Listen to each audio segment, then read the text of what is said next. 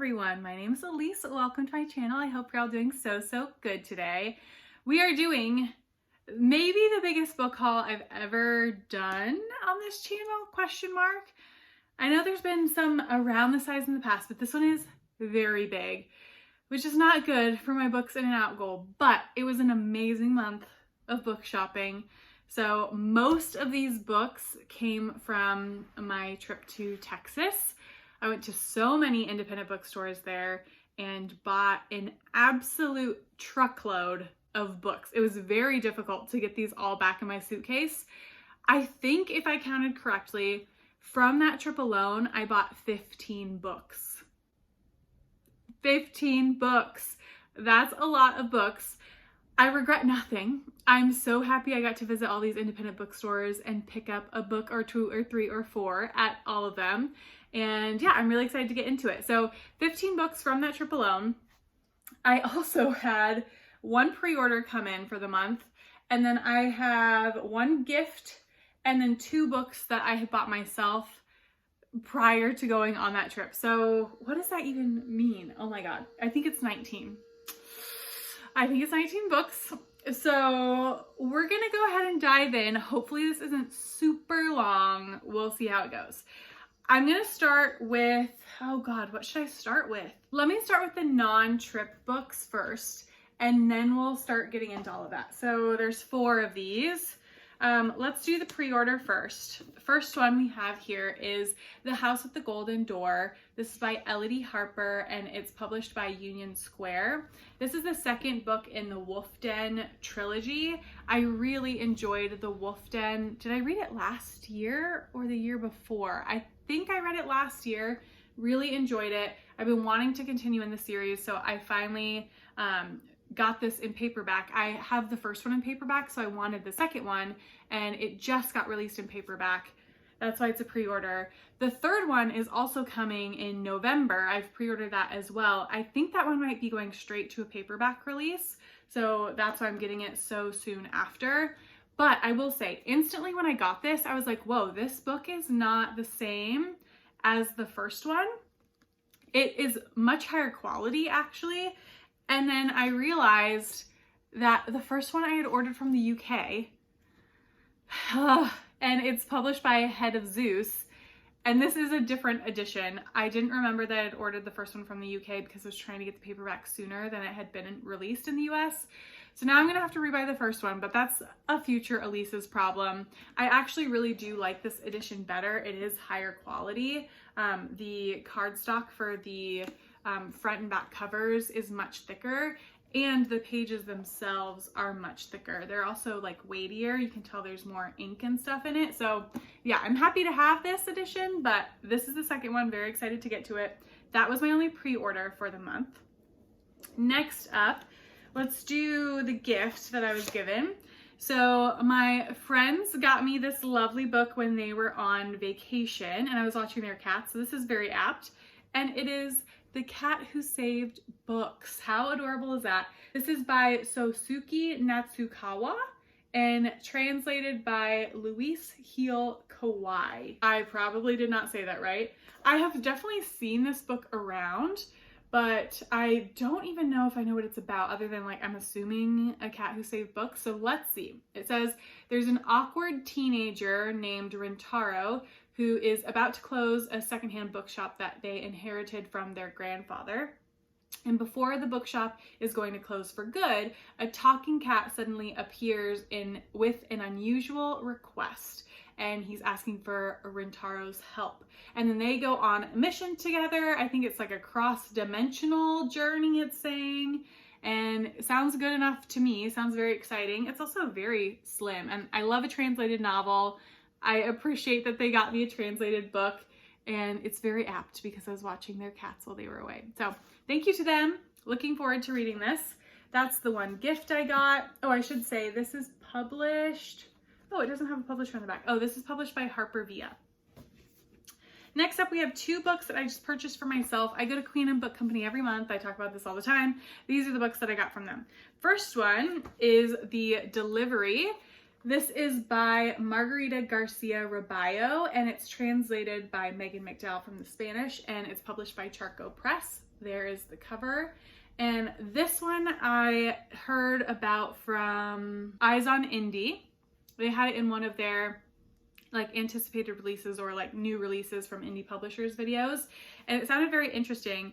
It is speculative, so it's about this woman who receives a delivery, hence the title, and it's her mother-in-law inside a box, but unclear whether or not it's actually her real mother-in-law or it's like a version of her mother-in-law. Not sure, but that premise alone was intriguing enough for me to get it, so got this one. I also love this shade, so that's a bonus little thing. Then the last one that I got not on vacation is The Drowned City. This is a nonfiction graphic work that is on Hurricane Katrina and the aftermath in New Orleans. So here's a little bit of the art style. This one is very slim, and I picked this up for Nonfiction November. I thought it would be a good one to have a little bit of a different format while I'm reading lots of other nonfiction. And this is published by HarperCollins.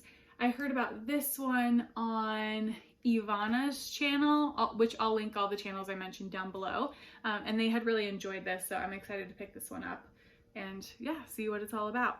So that is all the books that I bought non-vacation mode. Now let's get into the vacation books. I'm trying to go quickly. Maybe that's working, maybe it's not. So my favorite bookstore that I visited in Austin was called First Light. Really cool bookstore, has a ton of indie, small publishers, ton of translated works. They also have an adorable cafe inside, which is a combination that I love. And I picked up 2 books there that I'm very excited about. The first one is My Work by Olga Ravn. And this is translated maybe by the same person that did The Employees. This is translated from the Danish by Sophia, Hersi Smith, and Jennifer Russell, and it's published by New Directions.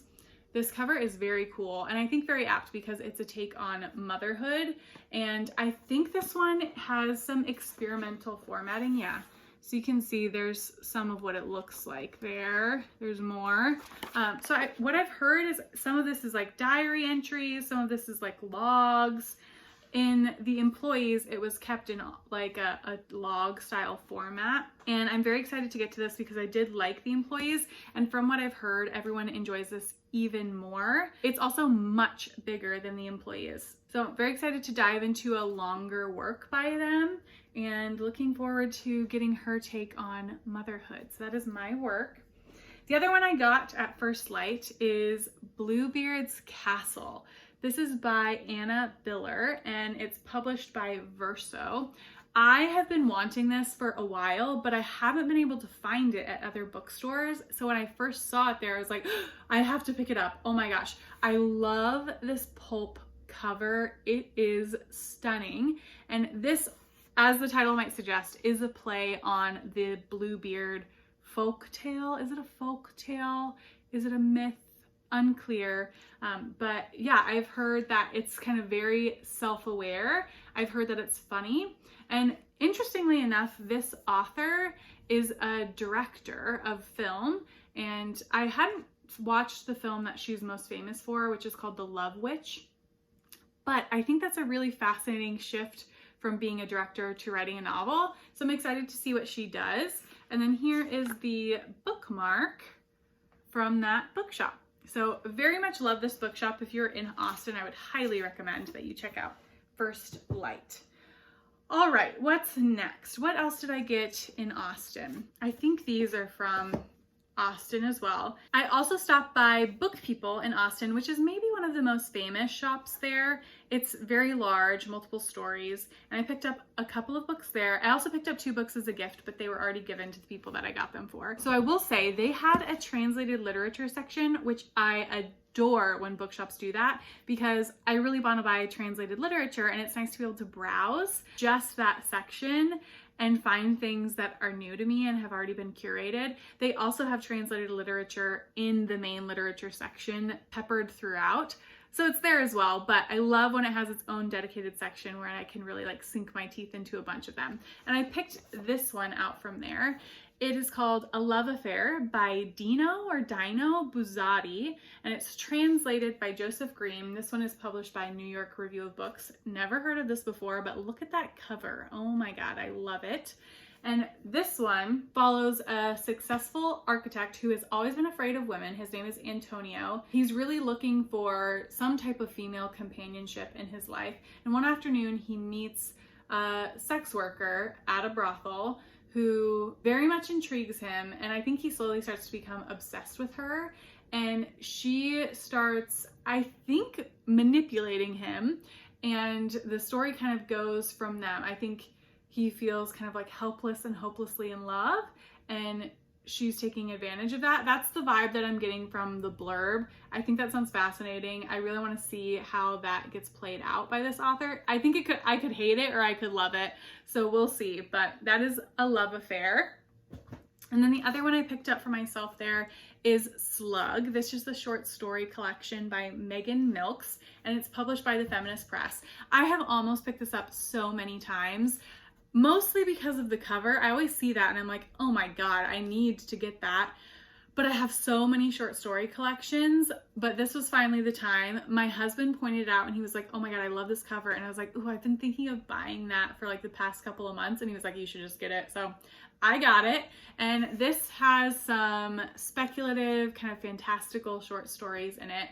There's one where a woman turns into a giant slug, hence the title on the cover. There's another one where a wasp falls in love with an orchid. And then there's one where hair starts sprouting up from the walls. So lots of strange things happening. I am really interested to see what the tone of this book is. I think I like a through line through my short story collections, and that can definitely happen through a tone. So I'm interested to see what this is going to be like, and glad that I finally picked it up because this cover is just amazing and I'm so excited to have it. So that is Slug. All right, next bookstore. Oh, I can't remember what this bookstore was called, and they didn't have a bookmark, so I don't have anything in here, but they specialized in Spanish fiction. So they had books in Spanish and then books translated. This was a short story collection that I picked up there, and it's Each of Us Are Killers. And it's by Jenny Bhatt. And Jenny is a translator herself. This is published by 713 Books, which I had never heard of previously. And I'm very excited to check them out more as a publisher, especially if I enjoy this.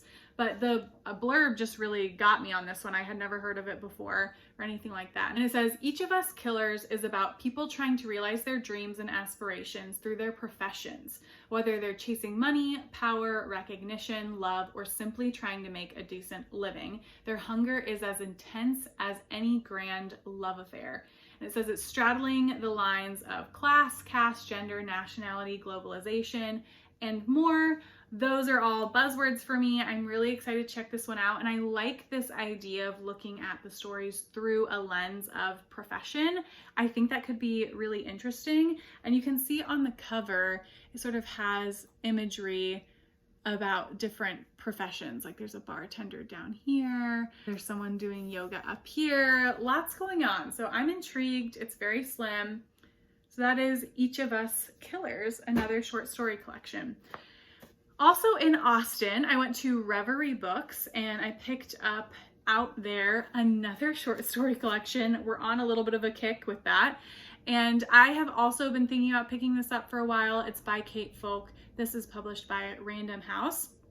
Again, speculative, fantastical short stories. There's one that it takes place in a medical ward for a mysterious bone melting disorder. That's really all I need to know, right? Like I'm very intrigued. So it's going to be a short story filled 2024 for me, I think, with all these that I've been getting. But I've wanted this one for a while and I was in there, I wanted to make sure that I picked up a book. So I grabbed it finally. All right, next bookstore. Oh God, what was this one called? Next bookstore was in Dallas, and that is in Terabang Books. Look at this little spooky bookmark. I love it. And this was another bookstore that I absolutely loved. I would say Interrobang and was my favorite in Dallas, and First Light was my favorite in Austin. I could have bought so many more books here, and I was really trying to like rush myself looking through. But I picked up 2. One was on my anticipated releases, and that is Hazardous Spirits. This is by Anbara Salam, and it's published by Tin House Books. And this one I think is perfect for spooky season. And this follows a couple that gets heavily involved with the spiritualist movement. And Robert is the one who is basically saying that he can communicate with the dead, and his wife is trying to figure out if he is a fraud or not. So that sounds super plotty, fun, and it's got the right vibes for fall and winter. So I'm really excited to have this. I hadn't seen this anywhere else either, and I had been looking for it. So excited to have Hazardous Spirits finally in my collection. So the other one I bought from Interrobang was another one I had not heard of, but was very intrigued by the blurb. And this is Ex-Wife by Ursula Parrott, and this one is published by McNally Editions. That's what drew it to me initially, it was that it was published by them, because I've been on a little kick of buying and reading those lately. And the blurb says, this was published in 1929 originally, and it's the story of a divorce and its aftermath, which it says scandalized the jazz age. That honestly is enough. This one follows a couple, Peter and Patricia, who seem to have a very modern marriage for the time. I think they even have an open relationship, and everyone thinks that they have a perfect marriage. And then one day it all falls apart, and Patricia finds herself as the ex-wife, and it's her trying to pick up the pieces with this new label thrust upon her. I'm really fascinated to see what that label would have been like to live with in 1929, and to hear from this woman's perspective. So excited to have this in my collection, and hopefully I'll be able to get to it soon. But that is Ex-Wife. Next up, we go to Deep Vellum, which I've talked about a lot on the channel. I have many books by them, and I read by them quite often, and I've done a publisher taste test video on them as well. I was really highly anticipating going to their store, and I did absolutely love going there. I picked up a few things there, the first being Femme. This is written by Magda Cârneci. I'm pronouncing that wrong, I'm sure, and it's translated from the Romanian by Sean Cotter. And this is, I believe, like a modern play on Scheherazade, which funnily enough, that's going to come up again in a second. And this says it tells kind of sweeping tales about the female experience, and it follows a narrative of her relationship to womanhood and talking about love, loss, and femininity. So those are themes that I love reading about. Definitely wanted to pick this up for a while now, and the cover is really cool. So that is the first one I picked up at Deep Vellum. Next one I picked up is not one published by them. They have a great little selection of other small presses as well. And I picked up I Love Dick. This is also one that I've been thinking about getting for a while. It's by Kraus. And I will say, when I checked out, the cashier told me that this was one of their favorite books of the year. So that made me even more excited to read it. And this is published by Semiotext, I think. Let me just make sure that's actually right. Yes, Semiotext. And this is all about a woman who is on the quest to find the perfect dick. You guessed it. And I think this sparked a lot of outrage when it came out. I mean, you can imagine by the premise. Some people are definitely going to have problems with that. But yeah, really excited to read this. I've heard great things. It's made the rounds on BookTube a little bit. So happy to finally have it in my collection and looking forward to getting to it. Next up, another Deep Vellum published book. We have Motherfield, and this is by Phenom Media, an imprint that they publish a lot of poetry under, and that's what this is. This also won a few awards, if I'm not mistaken. It's by Julia Cimafiejeva. I think that's my best guess. Julia Cimafiejeva, and it is translated from the Belarusian by Valshina Mort and Hanif Abdurraqib, which I know he's written a couple of essay collections that I'm interested in as well. So yeah, interested to get to this. I've heard amazing things, and like I said, it's won several awards. And it says that it's following themes of fear, despair, and guilt. So sounds good enough for me, and I'm excited to have that one. All right, last up, we have a little haul from the flagship Half Price Books. One of the friends that we were visiting there is Kat, also very bookish, and I often buddy read with her. So she took me to many, many bookstores, which is partly why I have so many amazing books to take back home. But she wanted to take me to the flagship, and it is absolutely massive, as you might imagine, and I definitely picked up some good finds there. Now, I will say, the first two books that I'll just point out here are also deep vellum books, and there's a little story behind this, because while we were there, I was like, oh, they have some Carmen Buosa deep vellum books, which I knew I had wanted to pick up some more because I loved the Book of Eve earlier this year. And when I saw them at Half Price Books, I was like, okay, I'm not going to buy them because we're going to be going to deep vellum, and I would rather give them my money and support the publisher there. Went to deep vellum, and they were sold out of these books, and I couldn't get them there. So I was like, oh my gosh, okay. We went back to Half Price Books and I picked them up. So that's the little story behind these. But the first one is Before by Carmen Buosa, and it's translated from the Spanish by Peter Bush and published by Deep Vellum. And this is a coming of age novel. That's all I know about it. It's very slim, but again, I wanted to get more Carmen Buosa, and I was like, coming of age, I'm in. So let's do that. Next one is Heavens on Earth, again by Carmen Buosa, translated from the Spanish by Shelby Vincent and published by Deep Vellum. And this one I know has 3 narratives that are getting woven together throughout the story, and it's talking about exploration and timeless connections between memory, language, and humanity. And if you don't know, memory is one of my buzzwords. I love when books talk about memory, so very excited to have this one as well. And this one is much thicker. So we have 2 good different sizes for the new Carmen Buosas in my life. And then the other 3 were ones that I just picked up. First one was a good spot from Kat, and that is the next edition in Spy Family. This is volume 10. I didn't even know this had come out in October, and she pointed it out and was like, oh, you don't have that one, do you? And I was like, no, I do not.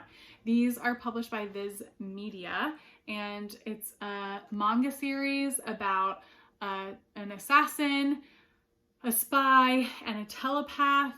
It is adorable and heartwarming. I think this one is going to be about Twilight's past, which I do think will be very intriguing. So that's the new volume in Spy Family. Picked that up. And then next up, we got a graphic nonfiction. This is Fine by Rhea Ewing, and it's a comic about gender. I heard about this on someone's channel, I can't remember who, and I immediately put it on my TBR. Here's a little bit of the art style there. And I had been looking for it for a while, actually. It's published by Liverlight, and hadn't been able to find it anywhere. So picked it up when I saw it there. Very excited to have it, and I will probably read this in November.